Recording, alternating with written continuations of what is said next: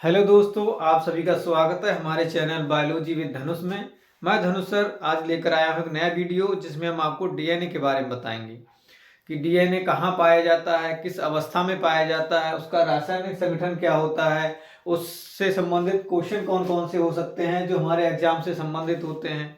आप चाहें एग्जाम आपका यूपी बोर्ड का हो या सीबीएसई बोर्ड का हो या नीट का हो या इससे बायोलॉजी से संबंधित कोई भी एग्जाम हो, अगर उससे संबंधित अगर आपका टॉपिक है डीएनए तो आपके लिए ये वीडियो बहुत महत्वपूर्ण सिद्ध होगा। तो मैं उम्मीद करता हूं कि आप बहुत ध्यान से इस वीडियो को देखेंगे और एक एक पहलू को समझने की कोशिश करेंगे कि डीएनए कहाँ पाया जाता है, किस अवस्था में पाया जाता है, उसका रासायनिक संगठन क्या है, उससे संबंधित क्वेश्चन कौन कौन से एग्जाम में आ सकते हैं।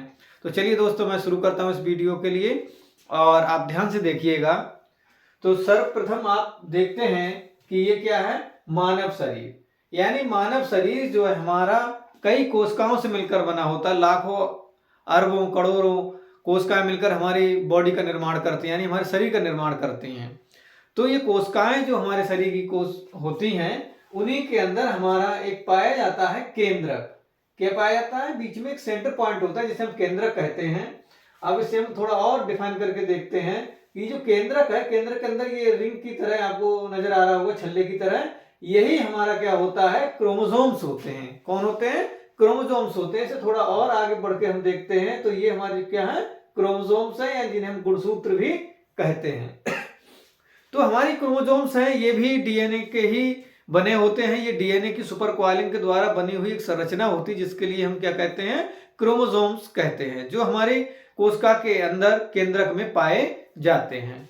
चलिए ठीक है, और आगे हम देखते हैं। जब इस क्रोमोसोम्स को और हम डिफाइन करते हैं और इसके लिए डिटेल स्टडी करते हैं तो इस तरीके की हमें एक रिंग नजर आती है, एक छल्ला नजर आता है, एक चेन नजर आती है, जिसके लिए हम क्या कहते हैं, क्रोमैटिन कहते हैं।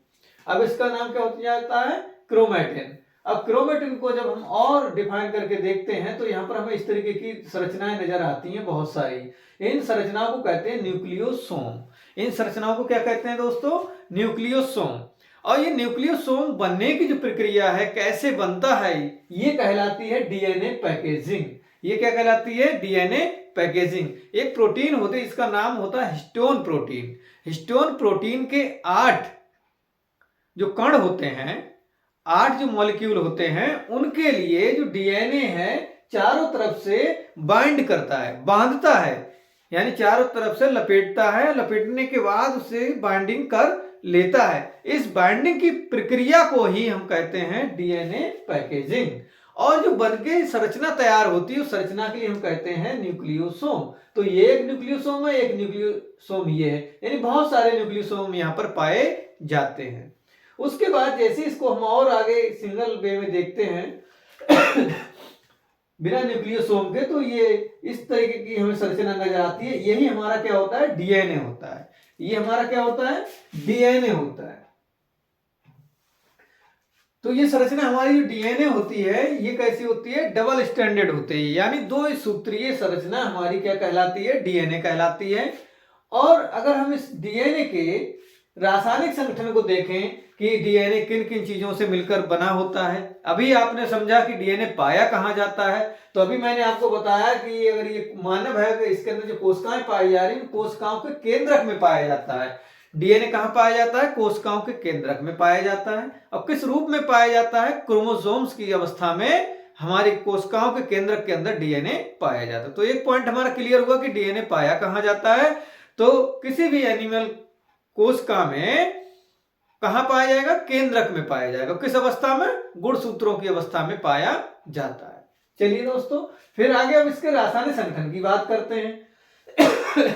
ये आपने क्या देखा, यहाँ पर अवस्थाएं देखी, किस किस अवस्थाओं में कैसे कैसे पाया जाता है। यहां पर अब बात करते हैं रासायनिक संगठन की। तो हमारा जो डीएनए है वो बना होता है न्यूक्लियोटाइड का, यानी बहुत सारे पॉलीन्यूक्लियोटाइड होते हैं। अगर हम एक न्यूक्लियोटाइड की संरचना देखें तो इस तरीके की बनती है।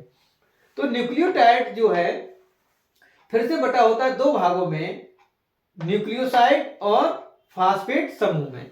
किसमें बटा होता है, न्यूक्लियोसाइड और फास्फेट समूह में। अब न्यूक्लियोसाइड है, ये फिर से बटा होता है पेंटोज शर्करा और नाइट्रोजन युक्त क्षार में। तो हमारा जो डीएनए होता है उसमें जो शर्करा पाई जाती है पेंटो शर्करा यानी 5 कार्बन वाली जो हमारी शर्करा पाई जाती है, उस शर्करा के आधार पर ही इसका नामकरण रखा गया है।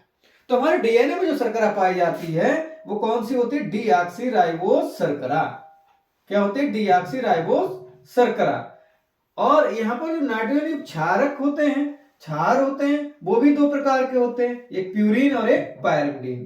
प्यूरिन और पायरिमिडीन। प्यूरिन जो होते हैं ये फिर से 2 भाग में बटे होते हैं, एडेनिन और ग्वानिन में। एडेनिन और ग्वानिन में। और पायरिमिडीन जो हमारा है वो बटा होता है 2 भागों में, थायमिन और साइटोसिन। थायमिन और साइटोसिन में। अब दोस्तों अगर यहाँ पर आरएनए की बात करें, अगर आरएनए का ये स्ट्रक्चर होता है तो यहाँ पर क्या होता है? ये सिंगल स्ट्रैंडेड होता। दूसरा क्या है कि यहाँ पर जो न्यूक्लियोटाइड न्यूक्लियोसाइड सेम रहते हैं, बस यहाँ पर क्या होता है? शर्करा चेंज हो जाती है। यहाँ पर कौन सी है? डीऑक्सीराइबोस शर्करा। और अगर हम आरएनए की बात करते हैं तो यहाँ पर राइबोस शर्करा हो जाती। और यहाँ पर जो हमारा प्यूरिन है वो बिल्कुल सेम रहता। पायरिमिडीन में एक चेंज हो जाता है, थायमिन की जगह क्या आ जाता है? यूरेसिल आ जाता है। थायमिन की जगह क्या आ जाएगा?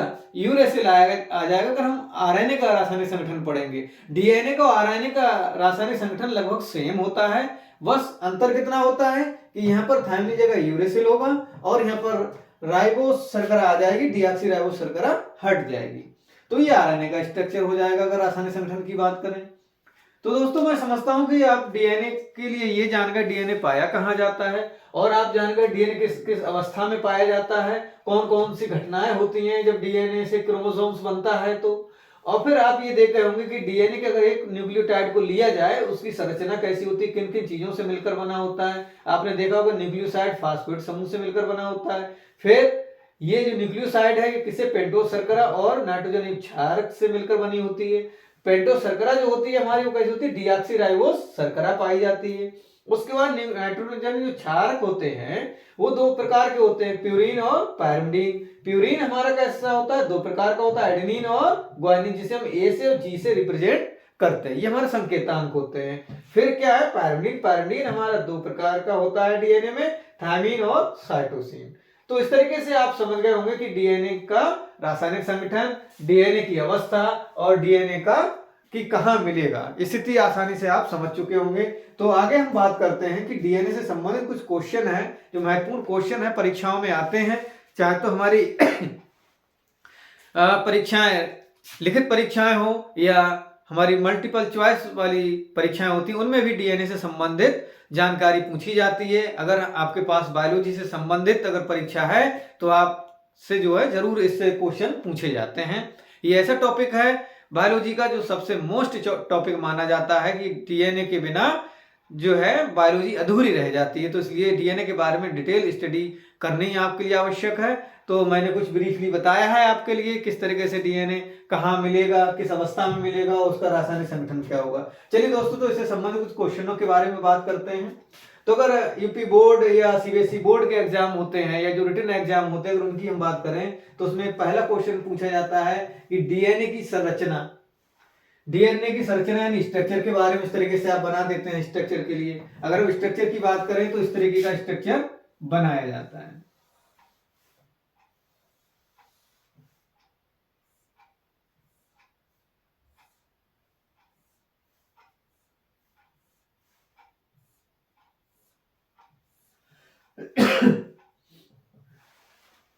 तो दोस्तों ये जो है कॉमन रूप से हमने डीएनए का स्ट्रक्चर बनाया है।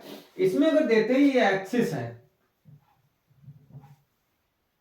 ये जो एक्सिस बटी होती है यहाँ पर 20 एंगस्ट्रॉम, इसकी जो विड्थ है यानी चौड़ाई है वो कितनी है? 20 एंगस्ट्रॉम। अगर इसके लिए अगर हम अलग अलग बांटे तो यहाँ पर 10 एंगस्ट्रॉम और ये भी 10 एंगस्ट्रॉम हो जाएगी, इधर का भाग इधर हो जाएगा।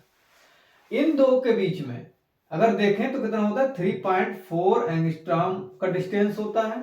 अगर यहां से पूरे कॉइलिंग की अगर बात करें, यहां से यहां तक की पूरा एरिया अगर हम देखें तो यहां कितना होता है? 3.4 एंगस्ट्रॉम। अर्थात अगर हम बात करें, ये जो हम आपके लिए सामान्य संरचना डीएनए की बता रहे हैं ये बार्टसन एंड क्रिक से मॉडल पर आधारित संरचना के बारे में हम बता रहे हैं, क्योंकि 1953 में, सन 1953 में बार्टसन एंड क्रिक नामक वैज्ञानिक थे, उन्होंने जो है डीएनए की संरचना के बारे में विस्तार रूप से बताया था। इसके संरचना के लिए एक मॉडल दिया था, उस मॉडल के लिए कहा जाता है बार्टसन क्रिक मॉडल, और उसी के आधार पर मैं आपको बता रहा हूं कि किस तरह की संरचना डीएनए की होती है। और डीएनए हमारा कैसा होता है, द्विसूत्रीय होता है, और ये एक सूत्र और दो सूत्र है, इसलिए इसे हम क्या कहते हैं, द्विकुंडलीय संरचना पाई जाती है डीएनए में। तो दोस्तों इस तरीके से आप समझ रहे होंगे किस तरीके का डीएनए है, और इनके बीच में जो ये बॉन्ड पाए जाते हैं हाइड्रोजन बॉन्ड कहते हैं, और ये किसके बीच में पाए जाते हैं, एक बेस पेयर के बीच में पाए जाते हैं। और यहाँ पर जैसे एडेनिन के आगे क्या होगा, थाइमिन, और साइटोसिन के आगे ग्वानिन, यानी अगर ये कॉम्बिनेशन हर जगह पाया जाएगा जहां जहां ये पेयर होंगे, और एक इसमें क्वाइलिंग में 10 बेस पेयर पाए जाते हैं।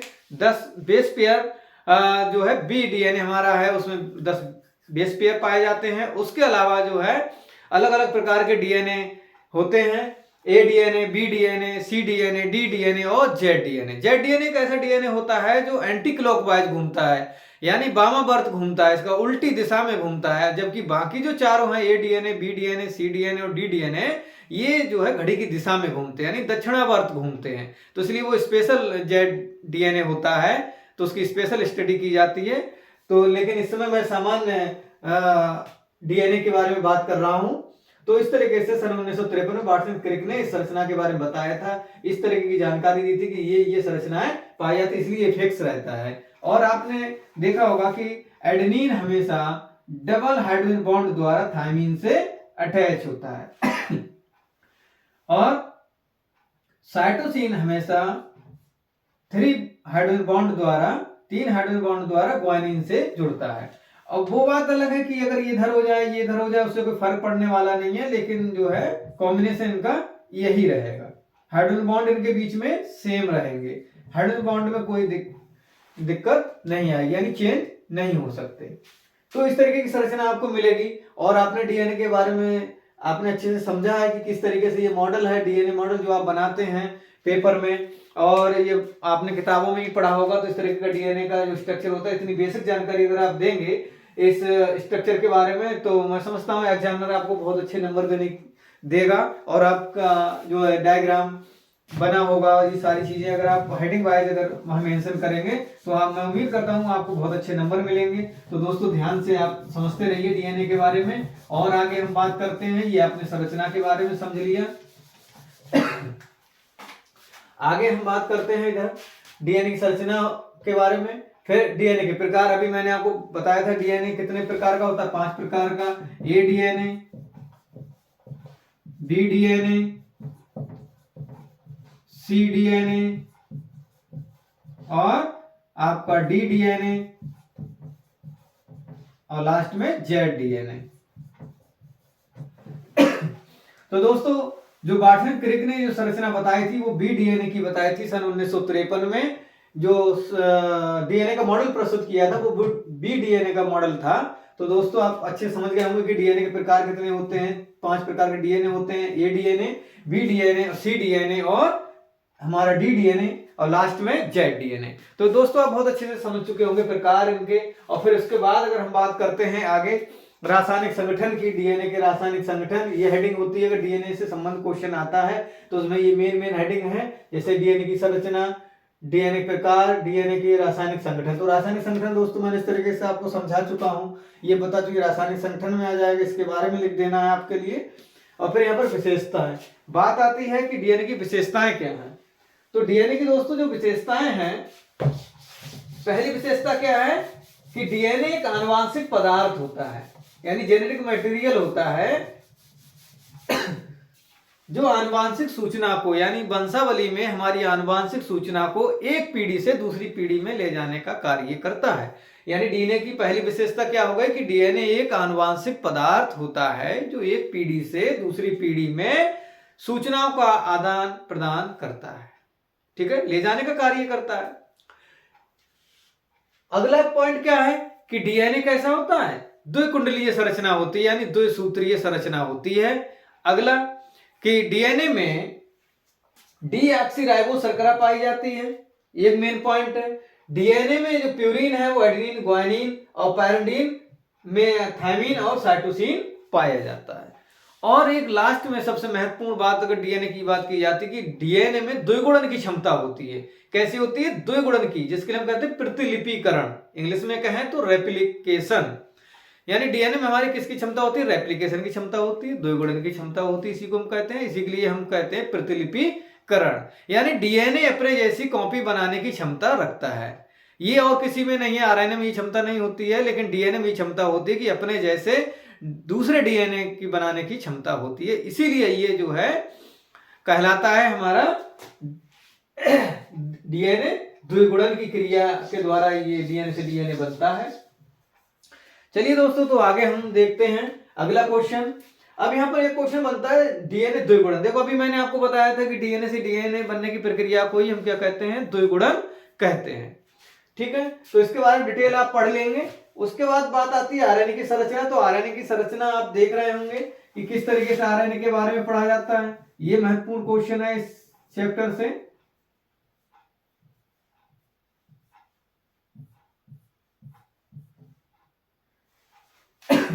आरएनए कैसा है? सिंगल स्ट्रैंडेड है, एक ही लाइन होती है। और आपने देखा होगा जो प्लांट होते हैं, प्लांट वायरस जितने होंगे उन सब में हमारा जो है मोस्टली डीएनए की जगह कौन होता है? आरएनए जेनेटिक मटेरियल का कार्य करता है, क्योंकि वहां पर डीएनए का अभाव होता है। अर्थात डीएनए प्लांट वायरस में नहीं पाया जाता है। जो पौधों में वायरस पाए जाते हैं बीमारी कॉज करने वाले, वहां पर जो है मोस्टली कौन पाया जाएगा? हमारा आरएनए जेनेटिक मटेरियल की तरह कार्य करता है। तो वहां पर जो है द्विगुणन की क्षमता डीएनए की बजाय किसमें होगी? आरएनए में होगी, क्योंकि वहां पर डीएनए होता नहीं है। जो हमारे विषाणु होते हैं पादपों में, तो मोस्टली जो विषाणु हैं उनके अंदर डीएनए जेनेटिक मटेरियल का कार्य कर रहा है, आनुवांशिक पदार्थ की तरह कार्य कर रहा है, जो करता है डीएनए। अब डीएनए वहां है नहीं तो कौन कर रहा है? आरएनए। तो आरएनए सारी प्रक्रियाएं किसकी तरह करेगा? डीएनए की तरह करेगा। यानी डीएनए द्विगुणन की जगह वहां पर क्या होगा? आरएनए द्विगुणन।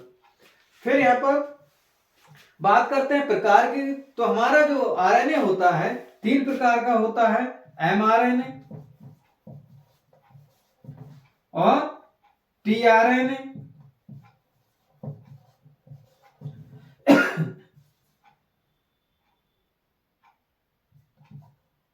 एसआरएनए,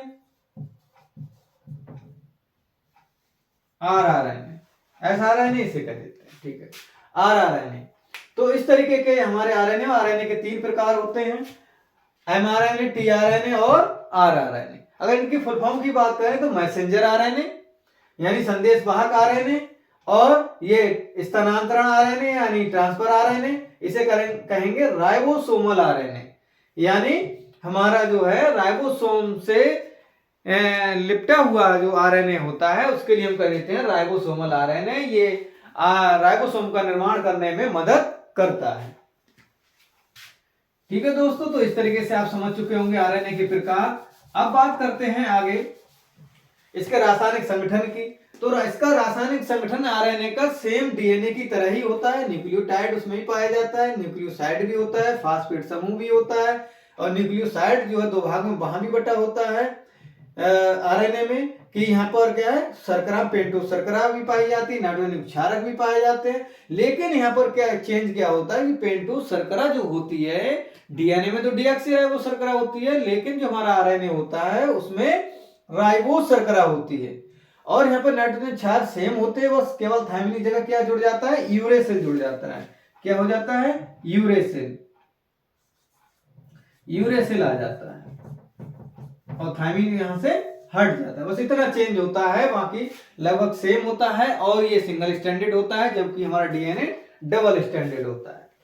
अब यहाँ पर बात करते हैं विशेषताएं। तो विशेषताएं सेम डीएनए की तरह रहेंगी, और जो एक आध पॉइंट है वो आपको पता चल चुके होंगे, वही चेंज कर देना है।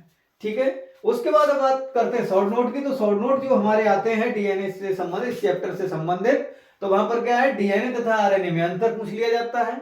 उसके बाद डीएनए फिंगरप्रिंटिंग, ये एक ऐसी प्रक्रिया है, एक जांच प्रक्रिया है, जिसमें अगर किसी व्यक्ति के माँ बाप की पहचान करनी हो कि ये इस व्यक्ति के माँ बाप हैं नहीं जेनेटिकली, तो वहां पर डीएनए फिंगरप्रिंटिंग की प्रोसेस अपनाई जाती है। एक प्रक्रिया होती है, जांच प्रक्रिया होती है। और यहाँ पर जो कुछ आपराधिक घटनाएं हो जाती हैं जिनमें अपराधियों की पहचान करने के लिए भी डीएनए फिंगरप्रिंटिंग तकनीकी का उपयोग किया जाता है। तो ये शॉर्ट नोट है, इसे आप आसानी से पढ़ लेंगे अपनी बुक से, जो टेक्स्ट बुक है आपके पास या मॉडल है जिससे भी आप पढ़ना चाहते हैं, वहां से इस थ्योरी के लिए इससे संबंधित पढ़ लेंगे। उसके बाद अब बात आती है डीएनए पैकेजिंग। तो डीएनए पैकेजिंग प्रक्रिया क्या है, मैंने आपको बता रखा है कि न्यूक्लियोसोम के बनने की प्रक्रिया को ही हम डीएनए पैकेजिंग कहते हैं। यानी जो हमारे 8 हिस्टोन प्रोटीन के मॉलिक्यूल होते हैं उनको चारों तरफ से बाइंड करने का यानी बांधने का कार्य हमारा डीएनए करता है। तो इस प्रक्रिया को किस विधि से करता है, वो सारी प्रक्रिया क्या कहलाती है, डीएनए पैकेजिंग। और जो बन के संरचना तैयार होती है उसे हम कहते हैं न्यूक्लियोसोम। तो इससे संबंधित क्वेश्चन है, तो आसानी से आप इसको पढ़ लेंगे। जो भी आपके पास टेक्स्ट बुक हो या नोट्स हो, जैसे भी आप पढ़ना चाहें उस तरीके से आप पढ़ सकते हैं।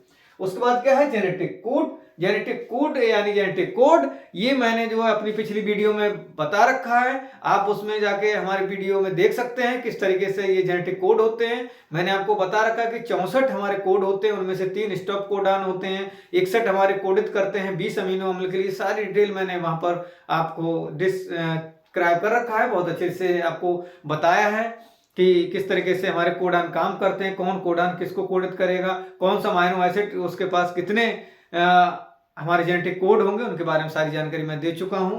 चलिए तो इस पे आगे चर्चा करते हैं। यहाँ है अनुलेखन और एक है अनुवादन। ये अनुलेखन अनुवादन क्या होता है, जो हमारा आणविक जीव विज्ञान का मूल सिद्धांत होता है, जिसे हम कहते हैं सेंट्रल डोगमा। क्या कहते हैं, सेंट्रल डोगमा कहते हैं। वहां पर ये प्रक्रिया पाई जाती है। इसे हम इंग्लिश में कहें तो कहते हैं ट्रांसक्रिप्शन, इसे हम कहते हैं तो ट्रांसलेशन। आइए दोस्तों थोड़ा हम समझते हैं सेंट्रल डोगमा के लिए। ये है डीएनए। डीएनए से जब आरएनए बनता है, क्या बनता है, आरएनए। और कौन सा आरएनए, एमआरएनए। और फिर एमआरएनए से बनता है हमारा प्रोटीन। क्या बनता है, प्रोटीन। तो प्रोटीन सिंथेसिस की प्रक्रिया जब होती है तो वहां पर डीएनए से पहले एमआरएनए बनेगा, और जो एमआरएनए बनता है इसी को हम कह देते हैं अनुलेखन। यानी जो डीएनए की सूचनाएं हैं वो किस में आ जाती है, हमारे आरएनए में आ जाती है। इस प्रक्रिया को हम कह देते हैं अनुलेखन। क्या कहेंगे, अनुलेखन।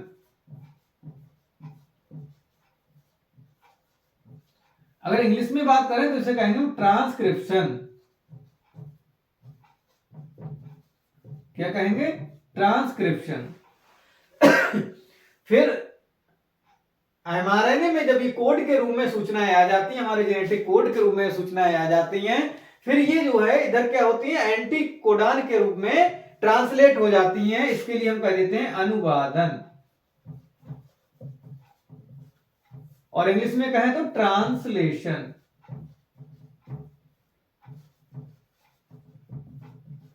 और इन दोनों प्रक्रियाओं को मिला के हमारा क्या बनता है, सेंट्रल डोगमा। सेंट्रल डोगमा क्या कहेंगे हम, सेंट्रल डोगमा। ये प्रक्रिया क्या कहलाती है, सेंट्रल डोगमा। इससे पहले क्या होगा, यहां पर डीएनए से डीएनए बनेगा। ये प्रक्रिया हमारी कहलाती है रेप्लिकेशन।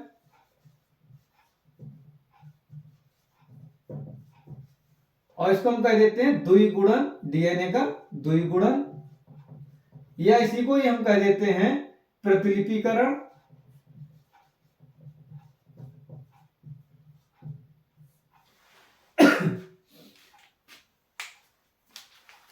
तो दोस्तों आप समझ चुके होंगे सेंट्रल डोगमा क्या होता है। जब डीएनए से डीएनए बनता है उस प्रक्रिया को कहते हैं रेप्लिकेशन, और हिंदी में कह देते हैं द्विगुणन और प्रतिलिपिकरण। फिर जब डीएनए हमारा तैयार हो जाता है आगे एमआरएनए बनाने के लिए, तो यहाँ पर जेनेटिक कोड का उपयोग करता है, जो भी यहाँ पर मैंने आपको बताए थे हमारे पिछली वीडियो में मैंने समझा रखे हैं जेनेटिक कोड। तो वो कोड यहाँ पर इस सूचना को डीएनए से संबंधित जो सूचना है उसको एमआरएनए में कन्वर्ट कर देते हैं, इसके पास ही सूचना पहुंचा देते हैं। इस सूचना पहुंचाने प्रक्रिया को हम कहते हैं ट्रांसक्रिप्शन और हिंदी में कहते हैं अनुलेखन। और ठीक इस सूचना को जब हम प्रोटीन सिंथेसिस के लिए यूज किया जाता है तो इसे कहते हैं ट्रांसलेशन या अनुवादन। और जो हमारे जेनेटिक कोड होते हैं वो यहाँ पर अब उनके विपरीत जो कोड बन जाते हैं वो कहलाते हैं एंटी कोडान। यानी हमारे जो है सूचना है डीएनए से एमआरएनए में आती, फिर एमआरएनए से प्रोटीन में ये सारी प्रक्रियाएं पहुंच जाती हैं, सारी सूचनाएं हमारी आनुवंशिक सूचनाएं पहुंच जाती हैं। ये जो प्रक्रिया है ये हमारी कहाँ होती है, यहाँ केंद्रक में होती है, कोशिका के केंद्रक में होती है। और उसके बाद ये आगे की जो प्रक्रियाएं हैं ये जो प्रक्रियाएं कहाँ होती हैं, हमारी कोशिका द्रव्य में होती हैं, यानी साइटोसोल में होती हैं। यहाँ से ये डीएनए से डीएनए बन जाता है, फिर डीएनए से एमआरएनए बनता है, फिर ये बाहर आ जाता है यहाँ से निकल के। और ये सारी प्रक्रियाएं फिर कहाँ होती हैं, हमारी साइटोसोल में होती हैं, यानी कोशिका द्रव्य में होती हैं। तो दोस्तों आप अच्छे से समझ चुके होंगे, सेंट्रल डोग्मा भी मैंने आपको बता दिया और यहाँ पर डीएनए के बारे में बताया कि डीएनए कहाँ पाया जाता है, किस अवस्था में पाया जाता है, इसका रासायनिक संगठन क्या होता है, इसकी विशेषताएं क्या होती हैं। इसी के साथ साथ मैंने आपको बताया आरएनए के बारे में भी कि आरएनए जो है उसका रासायनिक संगठन क्या होता है, क्या विशेषताएं होती हैं, कैसा स्ट्रक्चर होता है, कितने प्रकार का होता है, वो मैंने आपको बताया। और उसके बाद मैंने आपको बताया डीएनए फिंगरप्रिंटिंग के बारे में कि एक प्रक्रिया होती है, एक जांच प्रक्रिया होती है जो तकनीक के सहारे जांच की जाती है। और इसका उपयोग कहाँ किया जाता है, जहाँ पर कुछ घटनाएं हो जाती हैं, जहाँ पर अपराधी पहचान नहीं हो पाती है, वहां पर इनका उपयोग किया जाता है। माता पिता की जांच करने के लिए किया जाता है कि जेनेटिकली मदर फादर ये इस बच्चे के हैं या नहीं है। तो ऐसी कुछ घटनाएं हो जाती हैं जिसमें जो है डीएनए सैंपल लेकर उससे जो है डीएनए फिंगरप्रिंटिंग तकनीक के द्वारा जांच की जाती है। डीएनए पैकेजिंग के बारे में आपको बताया कि डीएनए पैकेजिंग कहाँ होती है, वो प्रोसेस आपको समझाई। फिर अनुलेखन बताया, अनुवादन बताया। तो इस तरीके से आपने डीएनए आरएनए के बीच में अंतर भी मैंने आपको बताया क्या अंतर होते हैं, यहाँ पर डिफाइन किया है। तो दोस्तों मैं उम्मीद करता हूँ आप बहुत अच्छे से इस वीडियो को समझे होंगे और पूरी जानकारी आपने बहुत अच्छे से नोट की होगी। और एक एक चीज आपने इस तरीके से डिफाइन मैंने जिस तरीके से किया है, आपने एक एक पॉइंट को क्लियर किया होगा। और डीएनए संबंधित क्वेश्चन है इनको भी आपने नोट किया होगा। तो मैं उम्मीद करता हूं कि आपने बहुत अच्छे से समझा है। अगर आपको ये वीडियो बहुत अच्छा लगा हो तो हमारे चैनल को लाइक करें, सब्सक्राइब करें और जो जरूरतमंद हैं उनके लिए शेयर भी करें। चाहे आपका भाई बहन हो या कोई भी हो जो पढ़ाई कर रहा है इस समय या जिसके पास बायोलॉजी सब्जेक्ट है, तो उसके लिए आज नहीं तो कल जरूर आवश्यकता पड़ेगी। तो उसके लिए हमारे चैनल के बारे में बताएं और हमारा चैनल उसके लिए शेयर करें। थैंक यू, धन्यवाद।